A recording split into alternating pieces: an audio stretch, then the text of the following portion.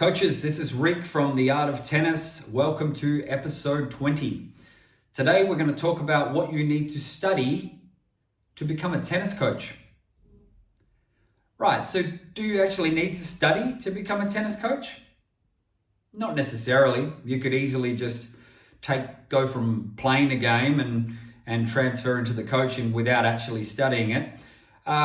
You may still even be effective, right? If you're good at breaking things down and teaching people, you may be effective. But look, I have to recommend that you do some study and you do some qualifications to become a tennis coach. And I'm going to go through what I've done and why I found it beneficial and why I think that if you're a coach looking to start out and you haven't done any coaching qualifications or any other form of study, you really should look at that pathway. Now, also, once I've gone through the coaching study and qualifications, we're going to look at small business and what you should look at studying to run your own business. Now, there'll be a lot of coaches who end up running their own business. But even if you don't run your own business and you work for someone, you are almost running your own business by building your clientele, building your private lessons, okay? Building your adult programs, whatever it might be. A lot of the lessons of business are going to apply to you, even if you're a coach working for somebody else. First coaching course I did, I think I was 20. I got told by a coach, maybe I was younger. I actually think I was a late teenager, told that I should do I think it was called an orientation to coaching. The names of these courses have evolved and changed, but more or less a similar type of course.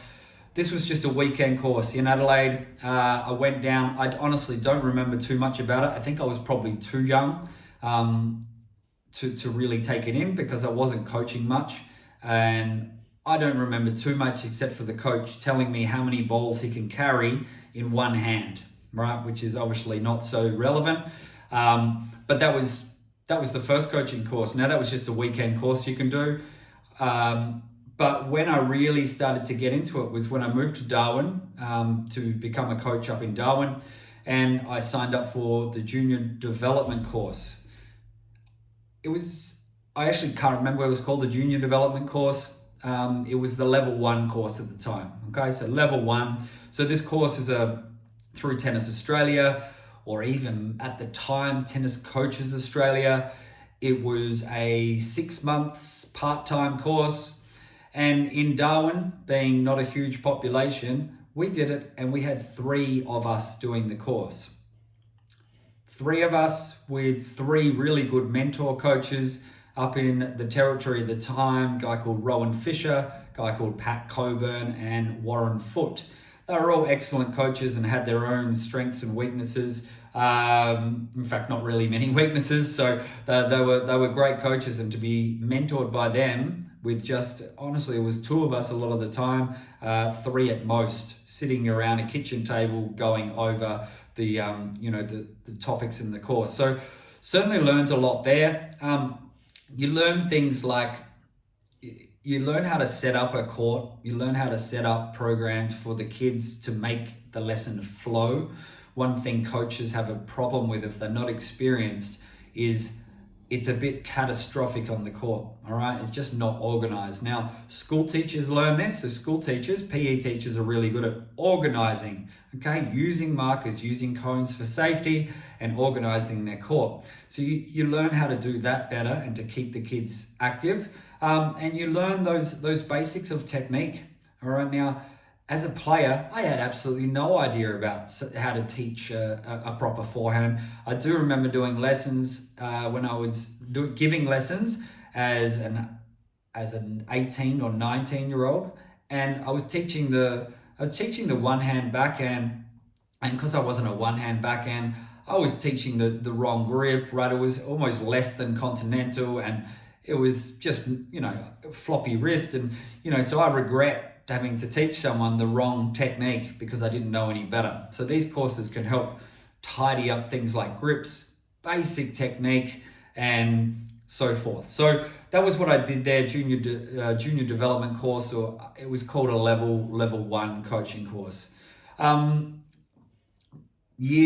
couple of years later, moved to Perth, and well, I really moved to Perth to do the what was the advanced coaching course. So my mission as a uni dropout was to make sure that I got qualified in tennis coaching. So I had a, call it a ticket, qualification, whatever you like, that I could fall back on and always know that, you know, I'm qualified as a tennis coach. It obviously was going to help me get jobs. It was going to help the opportunity of running my own business. You know, you need to be qualified for that. And I did the advanced coaching course, now more called a club professional course here in Australia. It's more thorough, all right, goes for longer. It was 1 year, I'd say, a little over a year of part-time, a lot of weekends, some nights, and you can fit it around your coaching schedule pretty well. But, you know, we're getting a little bit more thorough. We're starting to touch on some sports nutrition, some sports psychology, and some more advanced biomechanics. Now, at the time, some of the biomechanics, they didn't really sink in so well. They must have sunk in enough because I passed, but I know that a lot of it was a little bit confusing for me at the time, okay? You know, things like how much pronation is on the forearm on a Eastern grip versus Western grip. And now I actually understand that because the Western grip is already pronated and things like this. But at the time, it just was a little bit foreign. But, you know, if it's foreign for me then, and I was a decent player who'd had some coaching experience, it kind of explained that, you know, maybe it's important to do these courses. So I did the club professional, or I should say advanced coaching course at the time. I know I got the highest group lesson score. That the coaches said that they'd never had a higher, you know, group lesson. I think it was 100% on my group lesson, which was great feedback for me. I was trying to impress the people running that and assessing it. I concentrated really hard to do well, and that was nice to do well in the group lesson. The private lesson assessment, I remember getting a lower score because I knew the guy and I knew what I wanted to work on, but what I didn't do was I didn't assess him well enough before choosing what to work on. So it's a little bit like I talked about the egg timer in an earlier episode, where you start, you have a look, and then you come in and you then focus on an area and then you bring it back again. So I made the mistake of not spending time looking at him first or for long enough before deciding what to work on. So that was a little bit of a mistake, but it was because I knew the guy and jumped straight into that. So I'd finished that coaching course. Now, around these times, in fact, while I was doing the first level course, I was encouraged to attend the coaching conference. Now, the coaching conference, I mentioned in an earlier episode, was the first time I really woke up to the fact that this is a real industry, this is the real job, and there are lots of people in the industry wanting to learn, wanting to get better, and then there's some in the industry who have gotten to a point where they're giving back and they're doing the presentations and things like this. So to go to the coach conference held before the Australian Open and see all the multitude of speakers from around the world and all the people there watching and talking, that was really fantastic for my belief that coaching was a real deal. Okay, it was a real job. So that was good. Now, coaching conferences, I think I went to 4 or 5. Every couple of years, I would have gone to a coaching conference through my 20s.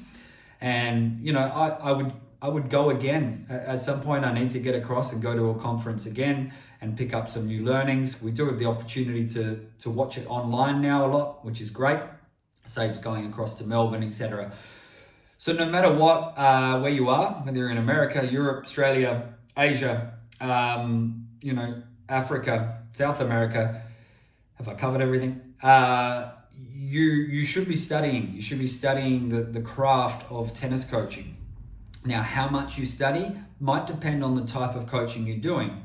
So a level 1 or a junior development course was, that was great for teaching more introductory kids, covering those basics, almost like teaching skill, and also basic skill acquisition and development of the early stage kids.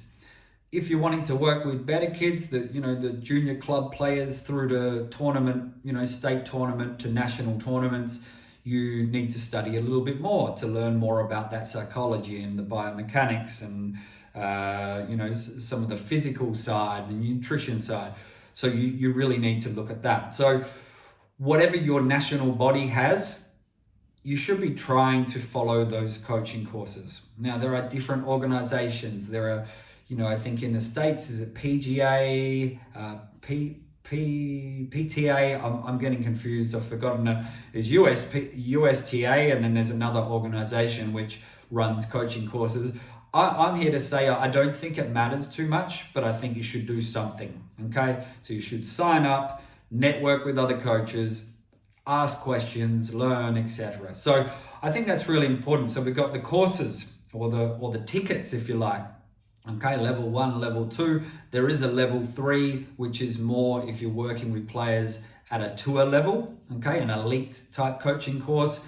I haven't done that because I haven't worked with those type of players and especially focusing on those type of players, but that's obviously great if that's your pathway.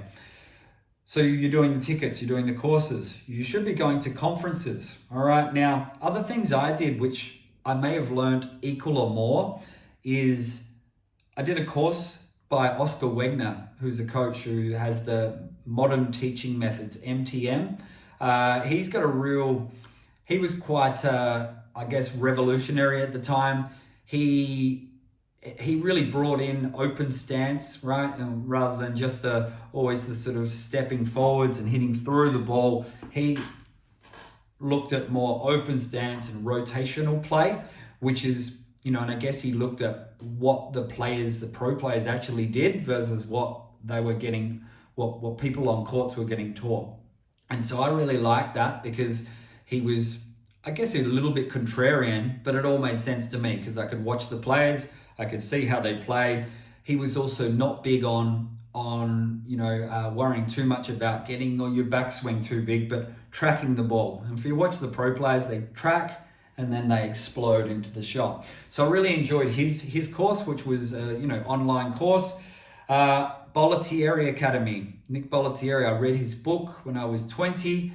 I loved how he talked about ballistic backhands and sonic serves. And, I was glued to that, reading, learning. So when the opportunity came when I was about 25 or 24 or 23, they were hosting a Bollettieri course in Sydney. And I went across and checked that out and did a Bollettieri qualification as well. 1 week intensive course learning all of their methods.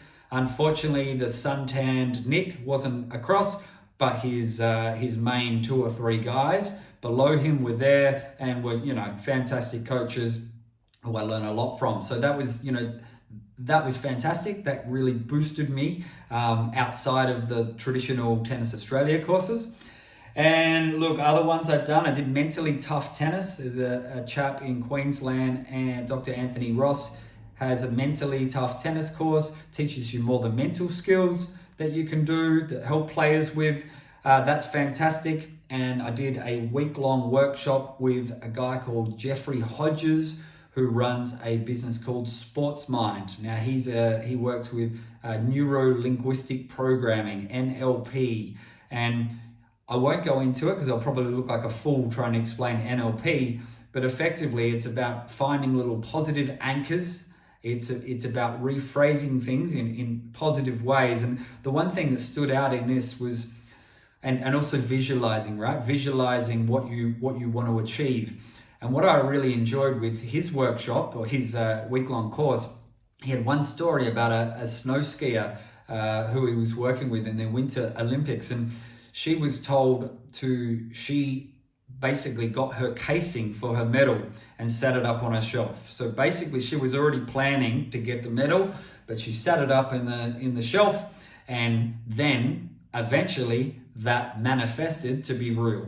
So it was a lot about visualization and also, things like routines, while you're playing, arousal levels and things like this. So really, really good stuff. So, I've done other things. I've read other books on coaching. I've obviously now with YouTube and Instagram Reels, there's like non-stop drills and lessons to learn. So I think it's a bit different now on how much you can learn from just flicking online, right? But back then, books, going to actual real life conferences and traditional courses were really the pathway.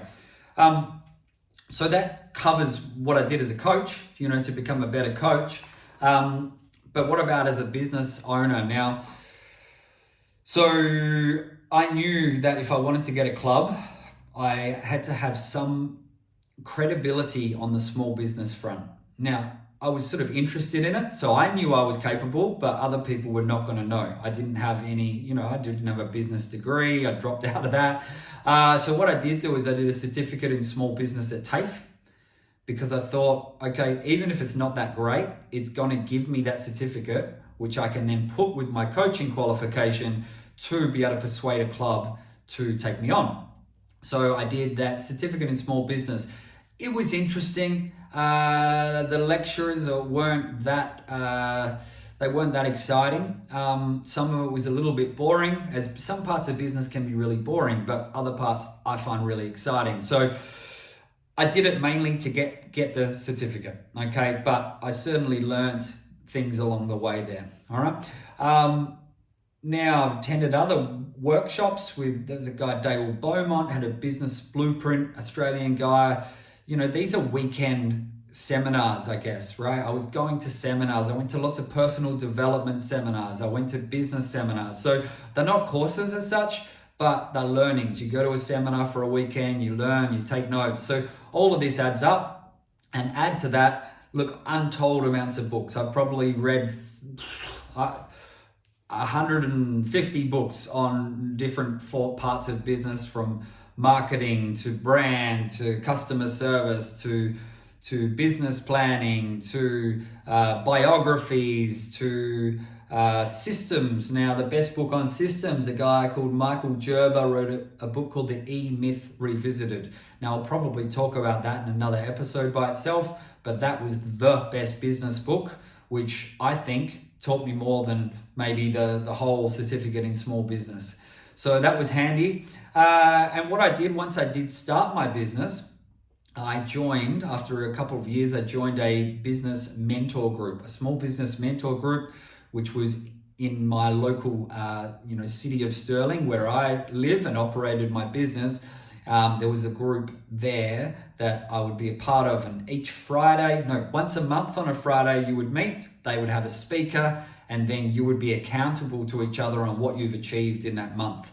So I learned tons from this. I was, mid-20s, late mid-26, 27, and these guys mostly were in their 40s and 50s, even 60s, and experienced business people, but they knew the power of having a mentor group to be able to be accountable to each other, and also constantly learning, right? Each speaker, you learn something new. So that mentor group was fantastic. I've had 2 business coaches along I've been in business close to 20 years and I've had 2 business coaches. The first one, I wasn't too impressed there. I actually think that that particular business coach may have only just started with business coaching, and I got the idea they weren't so experienced in business themselves. So I actually faded away from that and basically didn't do the second half of the year, didn't take the phone calls. I just didn't believe in them, which maybe that's my bad and I should have finished it, but that was the situation. The next business coach I did it for a couple of years. He was fantastic, really, really great guy. And what was most important there was he helped me take one task at a time. So obviously it's about working on your business, not just in hustling, grinding, but working on making your business better, whether it's working on your financial planning or your website or your systems to give your coaches. All right. He helped me create a coach pack, which is a big 10-page document on everything that we believed in and what we do at Scarborough Tennis Academy, so I could hand that to the coaches so the training process is easier. So fantastic. He was great, particularly helping me one task at a time. I get a little bit overwhelmed and go, okay. So then it's back to one task at a time, and I really appreciated his help on that. So that was great. Now, obviously, real life experience, going through the grind of both coaching tennis, getting the hours on the court, you are going to constantly learn if you're wanting to. If you think you know it all, then you're not going to learn, right? You need to be open-minded to be learning from everybody you coach, other coaches around you, even if they're your assistant coaches. I'm always looking across and going, oh, that's a good idea, right? So real life is important on the court. Real life is also important in business. You quickly learn. I remember being a year or two into my small business, and I hadn't paid any tax. I hadn't been putting tax away. I was just, we'll put it back in the business. And basically I got caught in a debt, had to get my parents, which really I didn't want to do. I was a proud small business owner who, I wanted to show them I knew what was going on, but I got myself into trouble with the tax and had to be bailed out by them a little bit, and, lesson learned, onwards and upwards. So you need to be I think you need to be humble enough to think you don't know anything, right? But what you do know, you need to be confident. You need to believe in the stuff that you do know, and you do well. So I reckon that's it. I've covered some different coaching courses, conferences, workshops, books. So yeah, you need all of this to be a tennis coach. Now, what level you go to, that's up to you. And even if you've been coaching for years, you should still be coming back to workshops. You should be coming back. And I still go to workshops to be learning bits and pieces, or watching now on YouTube. There was an amazing serve presentation by Dr. Mark Kovacs, who's brilliant. I hope I got his name right. Mental blank a little bit there. But, there's a serve presentation on YouTube to watch, which, is invaluable. Okay, and I can sit there and I can take that in and then apply it to my lessons. So I reckon that's it. I'm just double checking my little notes here. This is what you do need to study to become a tennis coach. All right, you need to have a lifelong study of both the sport of tennis, teaching people, human psychology, persuasion, everything else that goes along with it. And if you're running a small business, then again, you need to either be studying some form of qualification, going to workshops, being in a mentor group of some type, or at the minimum, reading books, reading articles, scrolling on social media in the business, the business algorithm, the small business algorithm. You can always learn. So that's it from me. We will see you next week. I've done 20 episodes. That was one of my goals. So I'm really pumped to get 20 episodes done. For those who are listening, I appreciate it. And we will see you next week. Cheers.